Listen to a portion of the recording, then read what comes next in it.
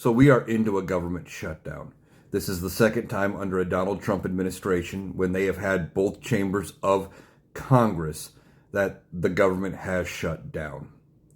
Now, a whole bunch of government services are going to be closed tomorrow as we go into the 1st of October, getting this going. And as the government is shut down, they are going to have to be working to come up to some kind of a deal to reopen the government and get everything going. But Republicans are desperate to blame the Democrats for this. Republicans do not want to take the heat, even though they hold the House, the Senate, and the presidency. Democrats are in the minority. They don't even have the ability to bring bills to the floor for a vote without getting other people on board and getting Republican help. This is a Republican shutdown. Now, Democrats are holding out, like I said, for the tax credits for the Affordable Care Act, and they are holding out for Medicaid funds because they know how bad that will be for the country if those things are not reversed when it comes to the Medicaid cuts and the tax credits extended.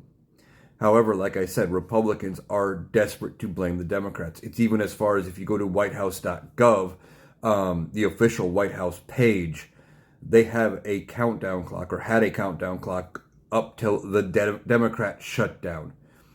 This is the official government page blaming the Democrats for this mess, this shutdown. This is what Donald Trump does. Nothing is ever his fault. You can't lay the blame at his feet. Now, this isn't, like I said, the first time that the government shut down under the Trump administration. During his first term, there was a government shutdown. It went 35 days. I believe it was the longest shutdown in history. This one potentially could go even longer because there doesn't seem to be any willingness to negotiate.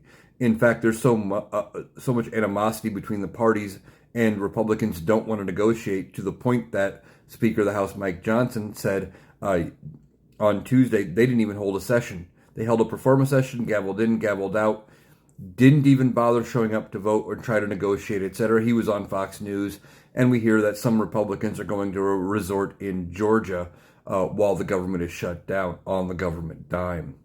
There's no willingness to negotiate. Republicans don't want to do anything. They are trying to tell Democrats they have to just give in to all of their demands and we will discuss everything later. But with Republicans, the later never comes. So the government is officially shut down. I will have to figure out what the list is of all the things that are affected.